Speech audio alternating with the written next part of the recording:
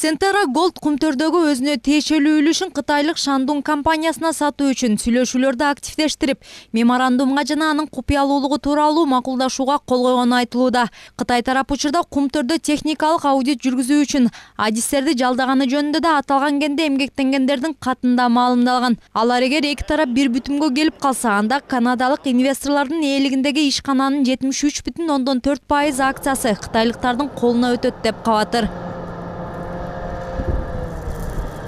Буга чейин деле Centera Gold кумтөрдүн кетүүнүн айласын таппай жүрөт деген маалыматтар коомчулукта көп айтылып келген.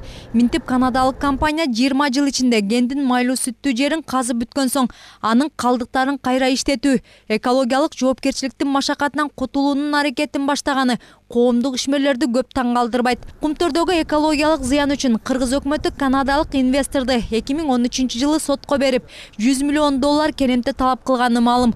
Бирок бул доодон былтыр сентябрда ошол кездеги өкмөт башчы Сапар Исаков баш тартып, Centera Gold менен стратегиялык макулдашууга кол койгон эле.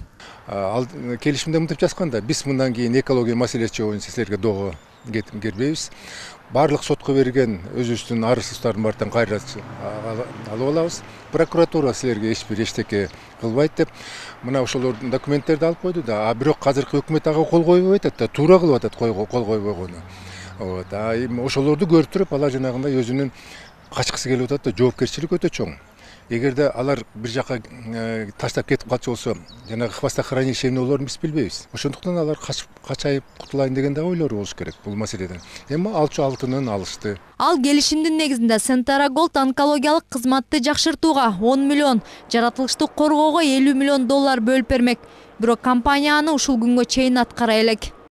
2017 жылдын сентябрь айында премьер-министр Centera менен бир макулдашууга кол койду. Бирок ал макулдашуу бизде жок. Парламентке келе элек. Парламенттеги депутаттар көбүнчө билбейт экен. Ушул жылы жаңы премьер-министр биз ал макулдашууну карап чыгабыз, мүмкүн башкача кылабыз деп айткан эле. Бирок дагы эле тынч болуп атат. Ошондуктан суранат элем, бизге да маалымат берсеңиздер. Кандай сүйлөшүүлөр болуп жатат? Тазалоочу жайларды куруп беребиз деди эле. Бирок ал дагы эле жок. Онкологиялык борборго акча беребиз дешкен. Ал акча деле толук түшө элек. Өкмөт кумтөрдүн кытайлык компанияга сатылышы тууралууда үн ката элек. Бийлик Кытай менен канадалык компаниялардын сүйлөшүүлөрүнө катыштыбы же жокпу, ал да белгисиз. Бул жөнүндө маалымат алууга мүмкүн болгон жок. Көз карандысыз талдоочулар Centera Gold Шандун менен макулдашууларды бир нече жагдайларга таянып жүргүзүп жатышы мүмкүн дешет. Айтымдарында тоо астында казыла элек кендерди жана калдыктарда калган алтынды өндүрүүгө кытайлык компания гана жөндөмдүү. Ал деген ошо калдыкты эч ким жөн эле таштап кетпейт да. Алтын ичинде бар реалдуу түрдө. Бирок ошол алтынды ким өндүрө алат, ким чыгара алат деген маселеге келгенде, канадалыктар биздин мамлекетке айтты, силер менен биз иш кылбайбыз, кетебиз. Ошон үчүн даярдангыла, биз кытайларга сатканга аракет кылабыз, анткени кытайлардан башка муну эч ким жасай албайт силерде деп. Анткени биздин мамлекет Кытайдан деген 2 миллиарддан ашык карыз алган. Ошон үчүн деген ошол карыздардын деген бересиңер деп кытайлар бизге дооматын койгондон кийин биз айла жок, ошол калдыкты деген эмне кылсаңар дагы карызды кечкенге бересиңер деп шарт койсо, биздикилер көнүп берет ошого. Эсептөөлөр боюнча 2023 жылы кумтөрдө алтын казуу иштери соңуна чыгат.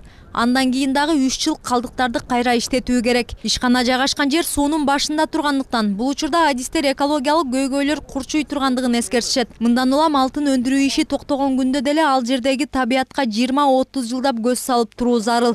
Ал эми Кыргызстандын тоо кен өнөр жайчылар жана геологтор ассоциациясы кумтөрдүн кытайлык тоо кенчилердин колуна өтүүсүнө каршы. Ансыз да абалы оорулошуп турган аймакты Шандун компаниясы өз кызыкчылыгы үчүн эрежелерди эске албай каалагандай иштетиши мүмкүн. Анткени Кытайлар анысы азыр бүгүнкү күндө абдан көп иштетип атат. Булар экологияга карабайт. Анан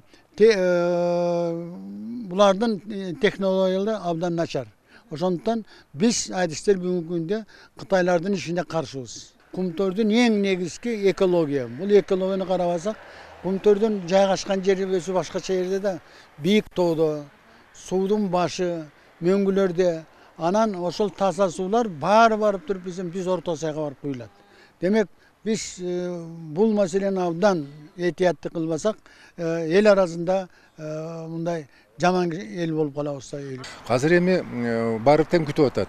Жаңы президент өз кумтөр боюнча эмне ою бар, эмне пикири бар. Ал киши айта элек. шайлоо убагында дагы өзүнүн программасында кумтөр жөнүндө эчтеке айткан жок. Өкмөт билбейт аткандай кылышты. Эми эң курдөгөндө өкмөткө парламент айтаргы ушул маселеси боюнча өзүн айтат десе, парламенттагы унчукпай отурушат. Өкмөт эки күчтөн көз каранды. Чындыгында келгенде ал кыйын абалда болуп калды. Белгилей кетсек, Исаковдун өкмөтү түзүп кеткен келишимдин мөөнөтүн узартуу боюнча Кыргыз өкмөтү менен Центара Голдтун жолугушуусу 2-ноябрга белгиленген. Бирок азыркы аткаруучу бийликтин да парламенттин да Центара менен болгон келишимди өзгөртүүгө же биротоло үзүүгө саясий эрки жетпейт дешет серепчилер. Чынара Нурсейитова, Тынчтык Көлбаев, Нью ТВ.